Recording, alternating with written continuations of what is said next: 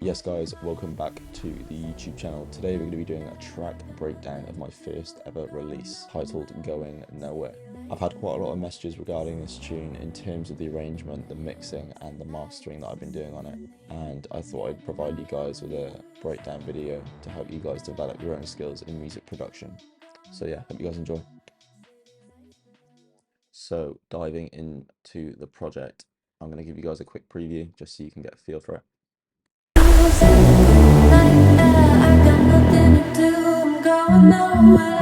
City lights below, a distant memory.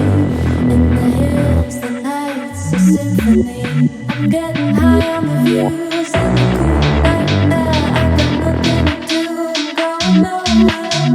City lights below, a distant memory. In the hills, the night's a symphony.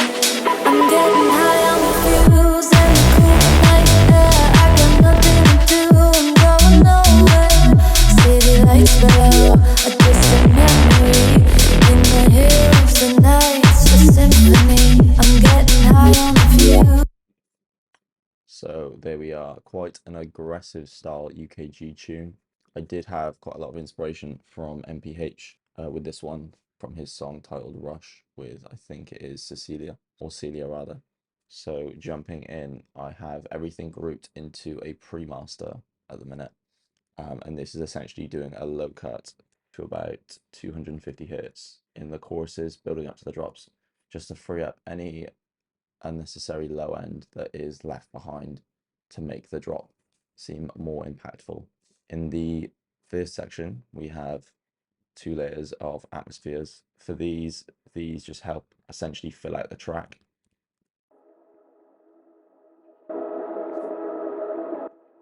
And also a string.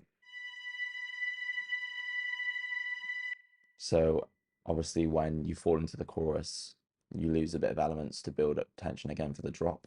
And I feel like these two layers of atmosphere and string just help fill out that area quite a bit. And I've also automated these with a utility rather than just having samples and fading them in. And then also checking the imaging with a ozone imager.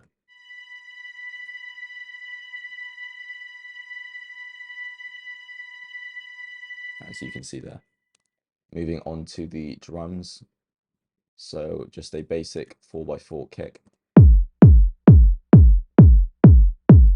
with a KHS transient shaper. I highly recommend this plugin as it is free along with many others.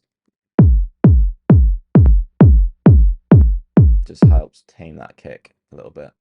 And then also an EQ just to help shape it a bit more along with an imager. Moving on to the claps, I believe.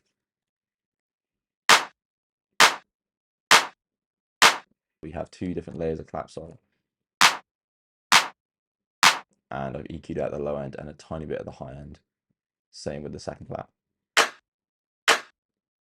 And then together these almost create like a whole new clap, which I just felt fitted together really well with these drums. Very little processing on these different groups here. I just find that these samples are quite high quality, which are all from Production Hut from Max King.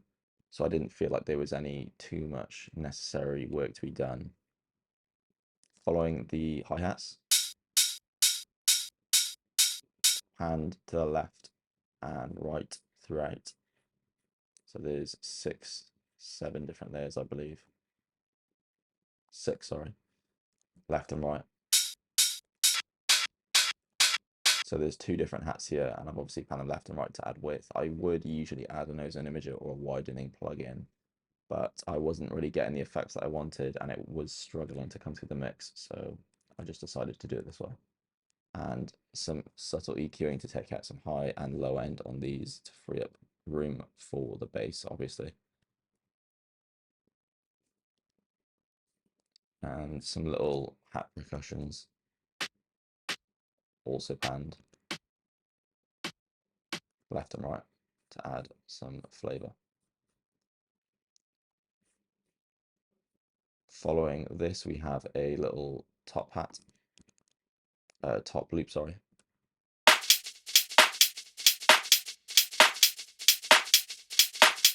So I've just got a general balancer to balance out the frequencies, so they sit well in the mix, along with an auto pan, which is fluctuating left and right at 50%, just to add some groove to the track. Followed by this, I've also got an EQ8 cutting out any low end as well, because we don't want that to interfere with our bass. Just makes it sound that much clearer. So that's the drums. In terms of what I actually have on the processing for the group, I've got two auto filters which are controlling the higher and low pass.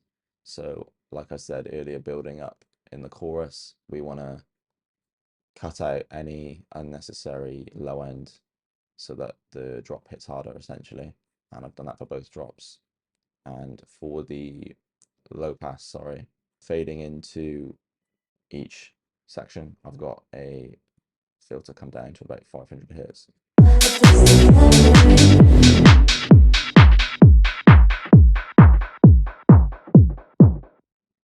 Just helps it blend that much smoother. Along with this, I've got a FabFilter Pro Q3 on a generic drums preset EQ.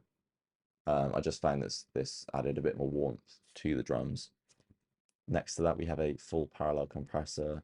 I don't think this is working too hard. Usually I would use this as a send, but I quite like the sound it gave when I slapped it on the group.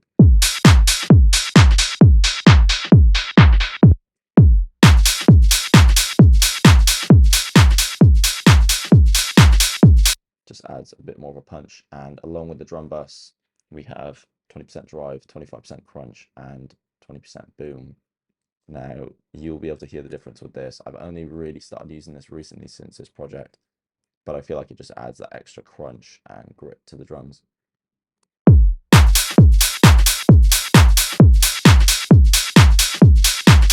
Especially with the snare, you notice it quite a lot. Following this, we have the standard clipper. This is one of my favorite plugins at the minute. I find this allows me to not only use a soft clip saturator, but also chop off any unnecessary transients I have in my drums. So when I go to send it into a limiter, there's no unnecessary ducking or work that the limiter is doing. This helps me achieve a better overall mix because you can almost use it as a limiter in a way to cause saturation, hard clipping essentially. And when I send it into the limiter, I can get a louder mix because the transients aren't there. Moving on to the vocals, I've also got a Kickstarter, which is doing the work against the kick. I'm getting high on the fuse and the cool night air. I got nothing to do. I'm going up. Not usually too heavy with the sidechain, 75%. Depending on how the song is, I will usually have it a bit higher, 85 to 90%. But I really wanted these vocals to punch through because when I have essentially the mix knob all the way up, it almost creates like a jumping effect, as these are wet vocals. So you can hear essentially the vocal jump in and out, and it does make it sound a bit wavy, which isn't always ideal. Along this as well, we also have an auto filter, which is doing a low pass coming into the song.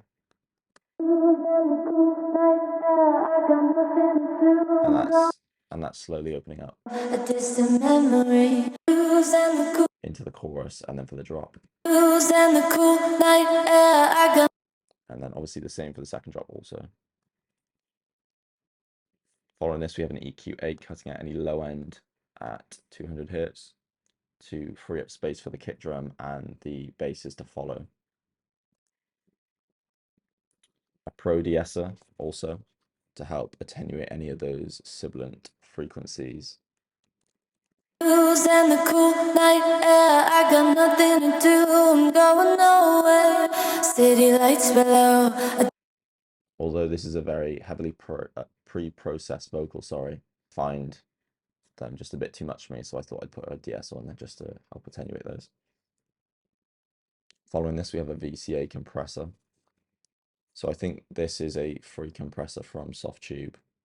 If you have a Focusrite interface, this might be included with your package for free. But the standard female vocals preset, I find this to just add a little bit more to the vocals. I don't know if you guys will be able to notice. And the cool night air, I got nothing to do, I'm going nowhere. City lights below. Just helps to bring out that dynamic range in the song. Get it a bit louder. As a vocal, you don't really want it to spike up and down in dynamic range. You want it to be pretty consistent throughout the song. So I just thought that helped a bit. Moving on to the main part of the song now, the bass. So 4 different layers here. So I think the first time I tried this was on this song. And essentially, instead of just having one layer for each type of bass, I've actually separated them into the high frequency and the low frequency. So the reason I do this is because a lot of you production heads will know that low end frequency should always be in mono. Otherwise, on bigger systems, you're going to have phasing issues, and last thing you want is to play it out to a crowd and then the bass is non-existent. So as a little preview here,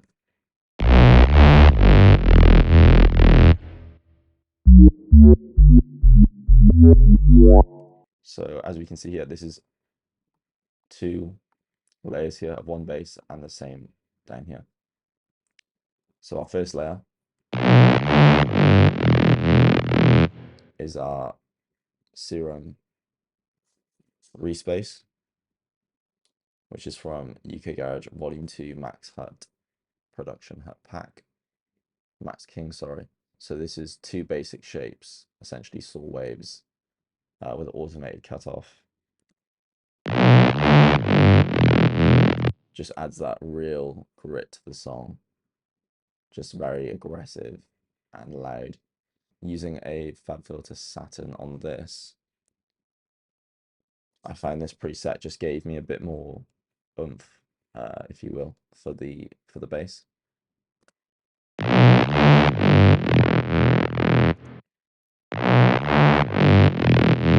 Just help to bring out those mid frequencies to give it more warmth. And obviously on the EQ8, we've got a low cut and a slight high cut at 100 Hz, automated. Not automated, sorry.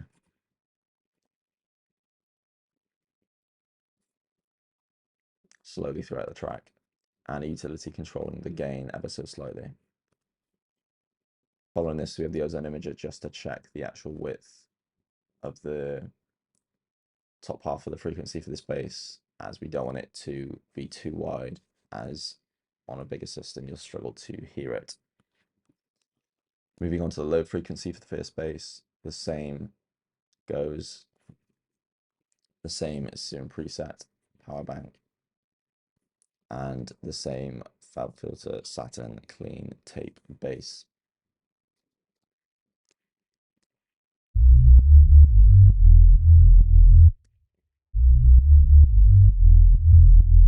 Just helps give it that warmth that we all love.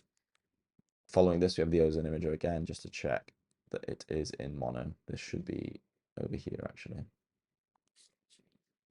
And we've got a low cut, or high cut, sorry, just so that we keep all that bass separated from the top layer. And also a utility to put the signal in mono.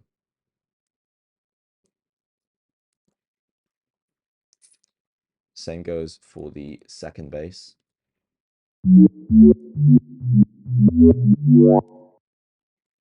This is once again a Speed Garage Volume 1 pack, Warp 2000s Warp, with 2 basic shapes.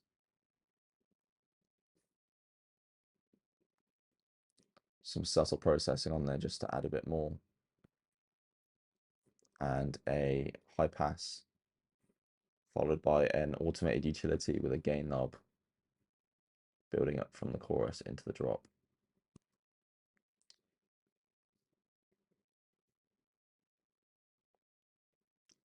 And then the exact same for the second layer, the low end.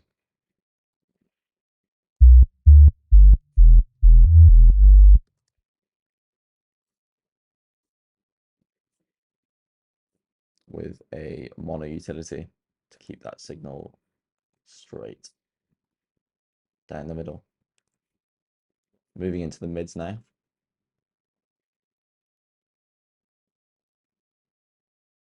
Apologies, on my bass group, I haven't discussed this, sorry. Obviously a Kickstarter, just to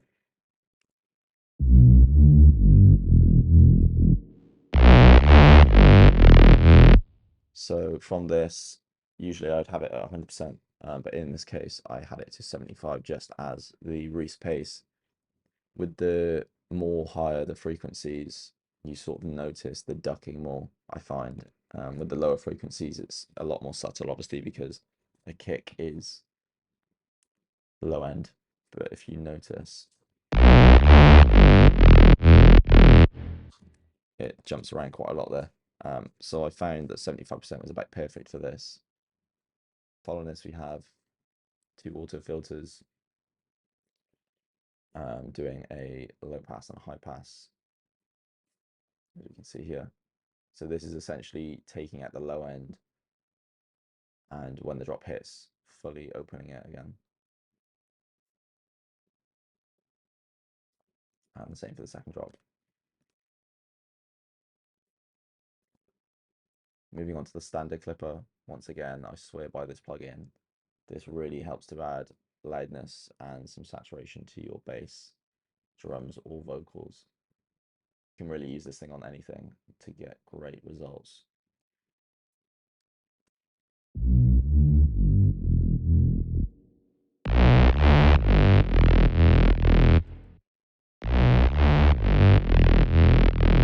So in terms of the clipping, it's actually not doing too much. I'm more using it just for the soft clip saturator, just to get a bit more warmth out of it. And then followed by a Soothe 2, which I have ran into the vocal chain just to help those vocals come through a bit more in the mix. I found that with the Reese bass especially and the vocal, they were struggling for space quite a lot. So I felt like the Soothe helped a bit. And obviously an ozone imager to check the width. Moving on to the mids, we have also again another Kickstarter at 75, just to sidechain that to the kick, and an automated high pass building into the drop, just to help have it essentially blend out smoothly. Subtle bit of width on the utility. Looking through the ozone imager, I feel like it could have been a bit wider and more immersive, especially in the chorus.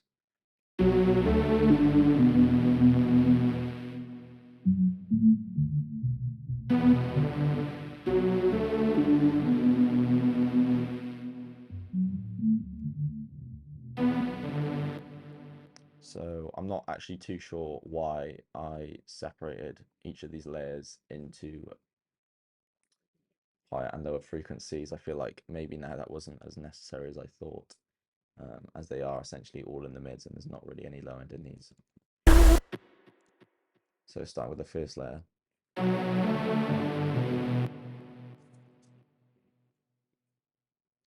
Just a preset bass from Speed Garage Volume 1 pack, from Production Hut, Sasanda titled, and some effects on there, some compression, some distortion, and obviously hyperdimension to add some width. A high pass EQ, slight automation building up to the drop, with a width knob and an ozone imager just to check.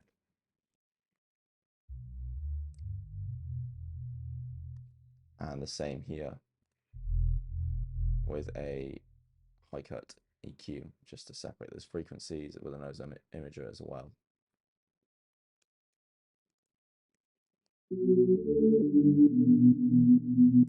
And then this is another patch bass patch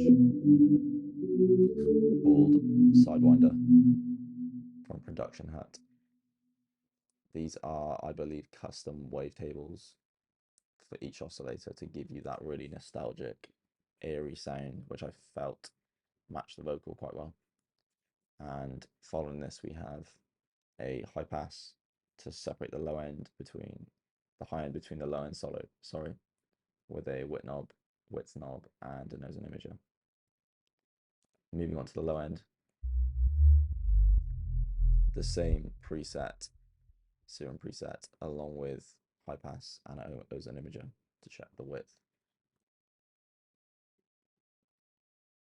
And now finally moving on to the effects. Once again, we got a Kickstarter working at 25% this time. I find with the effects, especially in all my songs, it's not as necessary to have a high mix rate. Depending on what you have in the song, say you have a sub drop in the effects, I'd usually put this in the actual bass group just because I know that it's sidechained as it should be. Whereas if I had it in an effects group like this, I might forget about it. And then I have the mix knob set to 25, where you ultimately have the kick and the sub bass clashing. Along this group, I also have an auto pan.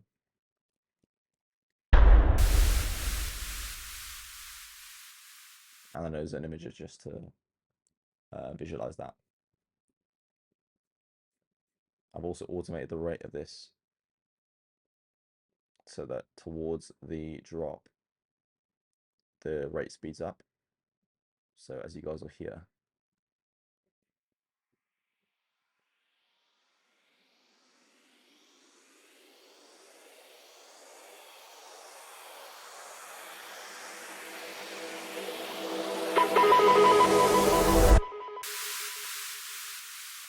so it just helps to add that intensity coming up to the drop. So in context,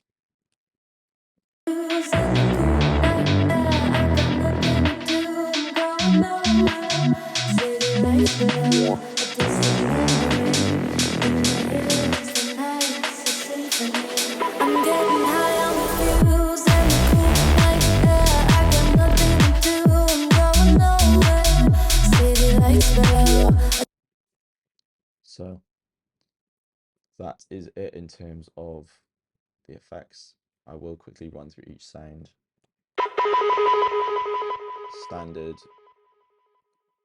dub siren, along with a impact coming up into the drop, and a noise downer, which I usually have here, but I've moved it one over just because the kick in the drums hits and then the drums start, so it almost adds that fake drop sort of effect, which you guys will be able to hear. Whereas if it was here, just doesn't allow for that kick to really make an appearance when it follows into the drums. Some more cinematics here. Reverse effects in D major, which is obviously the key of the vocal, and for the bass, just to add a bit more of a blend to it. Also a noise riser from Production Hut, and that's also got its own flattened pan in it.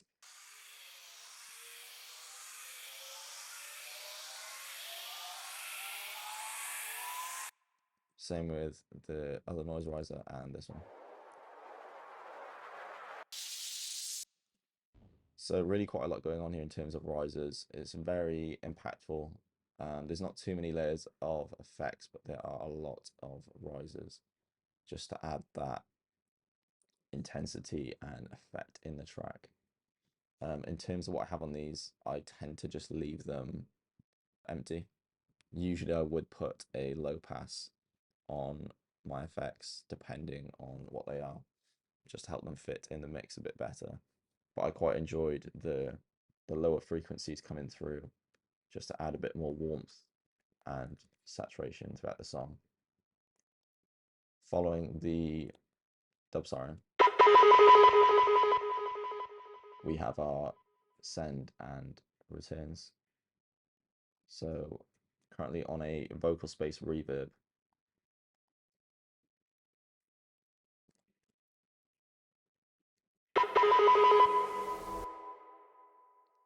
Delay, which I always tend to have it set to ping pong. I just find that it's quite pleasing to the ear to have these sounds jump left to right, along with having the auto pan. In terms of the hash delay, I don't think I have anything set to it. I think I created it at the start of the project. But in terms of actually getting width with the Ozone plugins, and just panning things left and right, I feel like that was enough throughout the song. So yeah, on the actual general group for the effects, I also had the reverb set to 24 for the vocal space, just to make it a bit more smooth and get rid of any clicks and pops. Working our way back up now for the send and returns, we've got some delay on the mids and an automated reverb coming into the drop, or into the chorus rather, versus. So obviously as we get more closer into the drop, depending on how the song's going, I'll usually have the reverb sweep in as quite melodic and quite eerie, and then as it gets closer to the drop, more intense and general in a way. You can have a play around with this and have it the other way. You can increase the reverb as it gets closer to the drop to help fill out the space to build intensity, but I just find that I struggle to get a clean mix when I do that. So moving on to the bass, just a reverb here doing the same thing. So starting with the high end.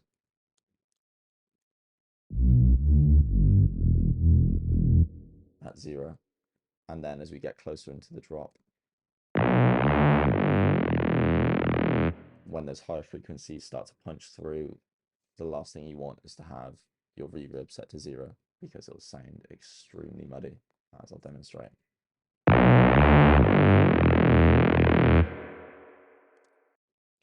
Moving on to the vocals. So in terms of the send and return, these are already pre-processed. So in terms of the actual processing for the send and return, I didn't really bother to put too much on them. Yeah.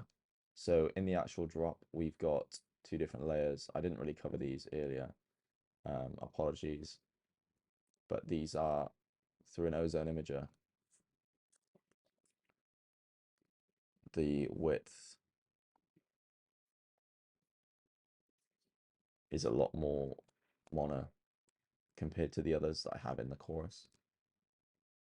I'm getting high on the fuse and the cool night air. I got nothing.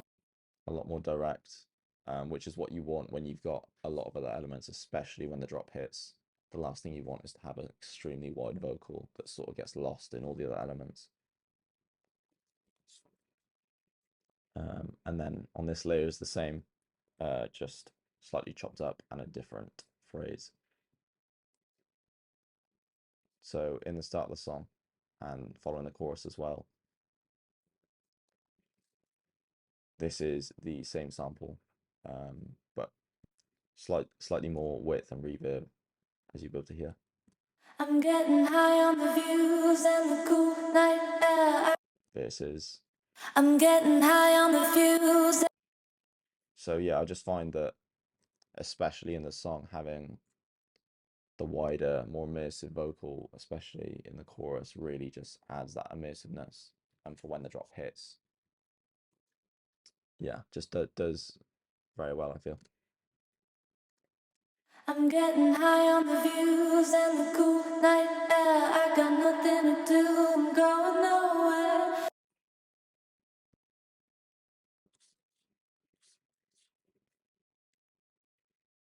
And then following the drums, I do not believe that we have any send or returns, no. And for the atmosphere as well, a -12 reverb vocal space, and the only house delay which is utilized was for this. So essentially, for those who don't know, a house delay is with human hearing when you have the time delay set differently, your ears are hearing the sound at different speeds. So you then therefore perceive the sound to be wider than it actually is. This is a really good trick to use in vocals. I did have a play around with it quite a lot, but the music I'm using at the minute, I just find a widening plugin like Ozone or wider to be enough. So yeah. So finally, let's move on to the mastering chain. It took me a while to get everything balanced in this mix. The arrangement wasn't too difficult, but to get everything to be loud and flow together in its own space was quite difficult. Mainly because of the respace that you guys heard. You know, if it wasn't utilizing this high end, I'm sure it would have been a lot easier.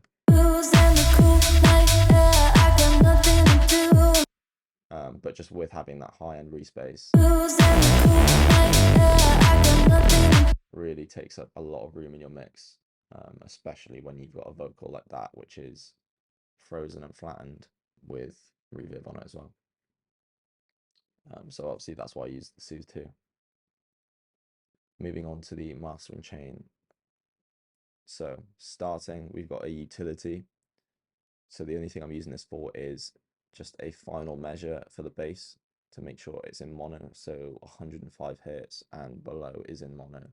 This audibly doesn't make too much of a difference, but it's more of a safety net for when I actually export the song. I know for a fact that on the mastering chain, I'm protected.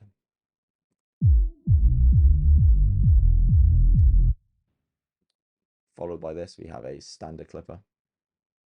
So this is giving a lot of saturation. I wouldn't usually use this much on a soft clip saturator, and a lot of clipping as well.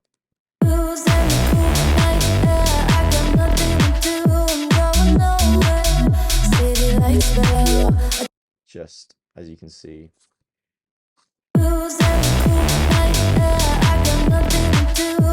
these little red sections here where the bass is punching through, anything that comes through is just getting a nice bit of warmth and saturation, and some distortion. Followed by this is by far probably my favorite plugin that I own. This is called the God Particle. I'm sure loads of you know about it already, but if you don't, this is a serious bit of kit. So this is essentially an EQ, a compressor, and a limiter built in one.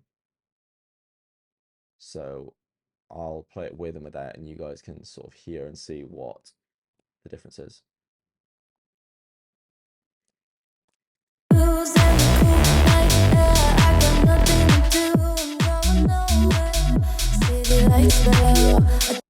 So it's really just bringing up all those frequencies. It almost sounds as if you're just putting a gain knob on it and turning up the volume.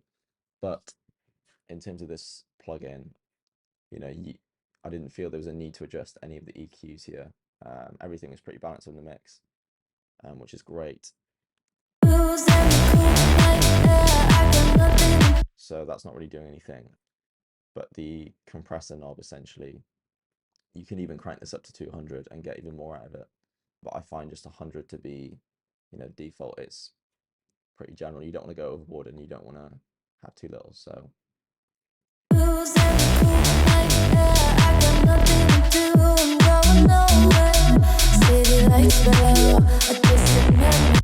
I just find that anything over that 100% marker was really sort of squashing the mix. And then obviously these different 3 sections here can show your gain levels for your low, mids, and highs, which is always handy just to see where you're hitting, and if you're on the right path. Obviously, these aren't hitting at the minute, but as a reference, you know, these are good to have. You know, if you're shooting way past them, anything below them is fine, because obviously it doesn't accommodate for all genres of music. But yeah, it's just nice to have. And you can see obviously the levels here. And then followed by that, you've got your limiter.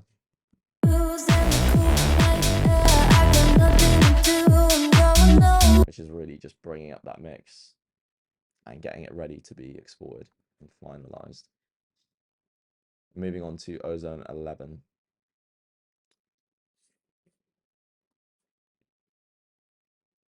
So this is just a little bit of tuning from me, nothing too major.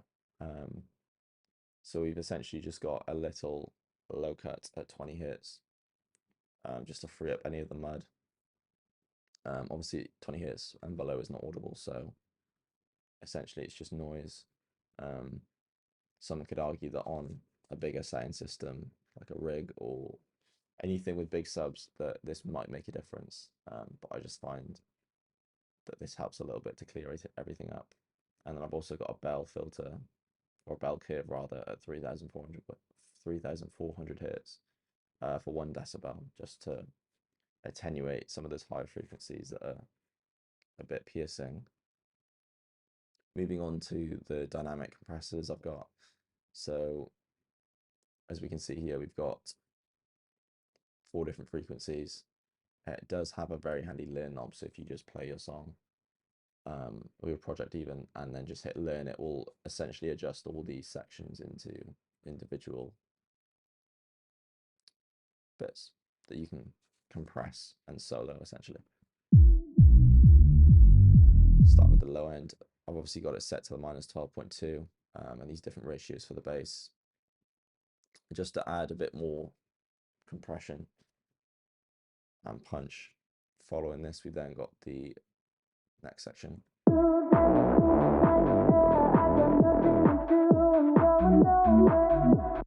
So likewise, just adding a bit more compression and just attenuating any of those crazy frequencies.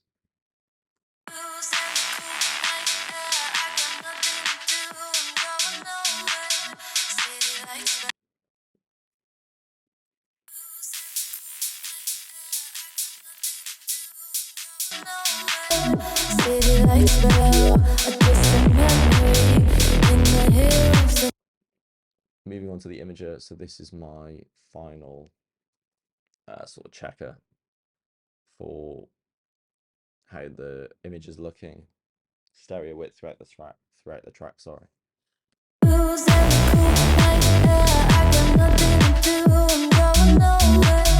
So as we can see, our needle is really up around +1, which is obviously great. It's what we want. Anything below 0 is really where, you know, you're having issues throughout your mix and you need to balance the stereo width of things a bit better. Otherwise you can have issues on bigger systems.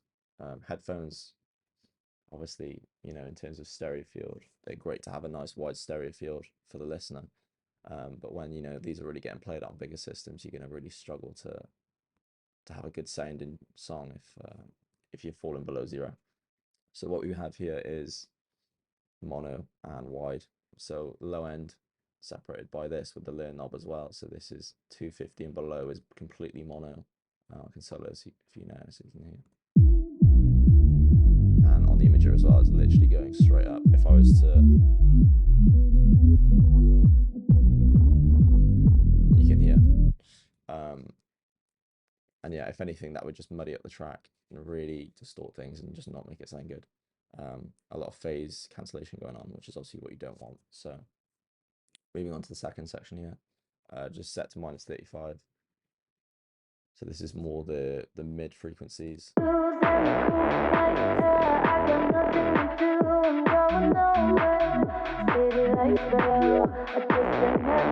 I find that as you get obviously higher up the frequencies, the wider you are technically allowed to have things in terms of worrying about phase cancellation. So having these almost in like a ladder pattern, I find works really well. I did have this set to 50, -50 before, but I feel like it was almost taking away the blend between the width in the middle of the frequency. So I just decided to punch it up a little bit, keep it a bit more wide. And then for the third section as well. slowly getting wider, and then for the final high frequency.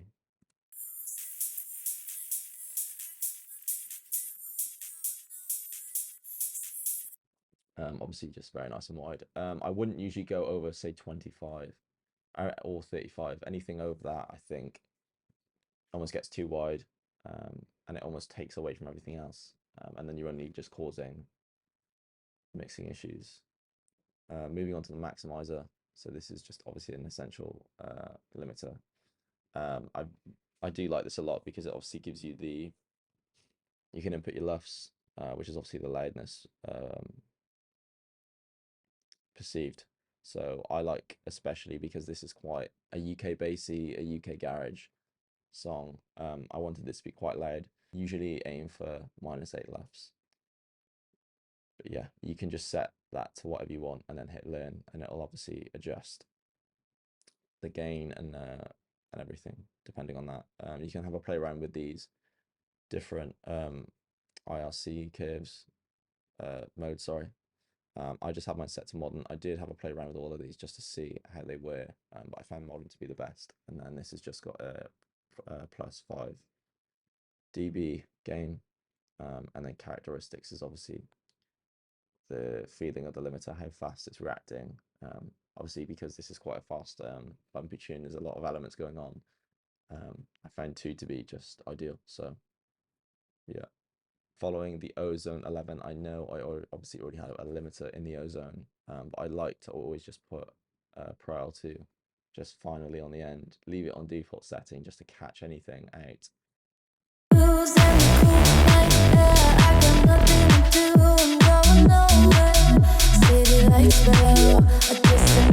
So as you can see there, it's just working a little bit just to make sure that those peaks aren't just firing through the mix.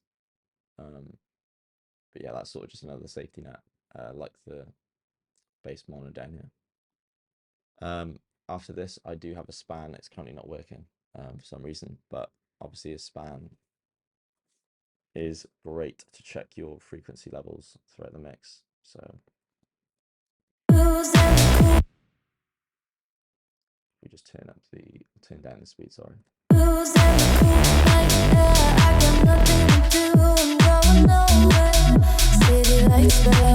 So our low end and our high end is roughly hitting the same place.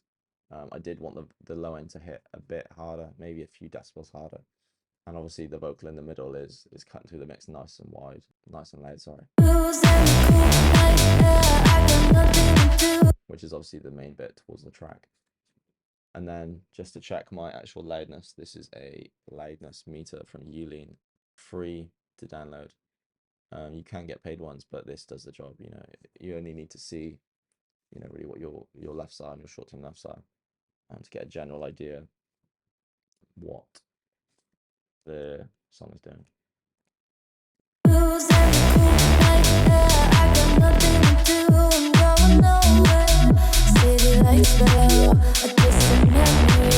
So as we can see, we're literally just about hitting -6 LUFS there, 6.9 to 7.1, 7.2 around there. So guys, that's it from me. I appreciate you guys tuning in. If you have any questions, please let me know down below in the comments, and if you could drop a like and subscribe, that would be much appreciated. Cheers.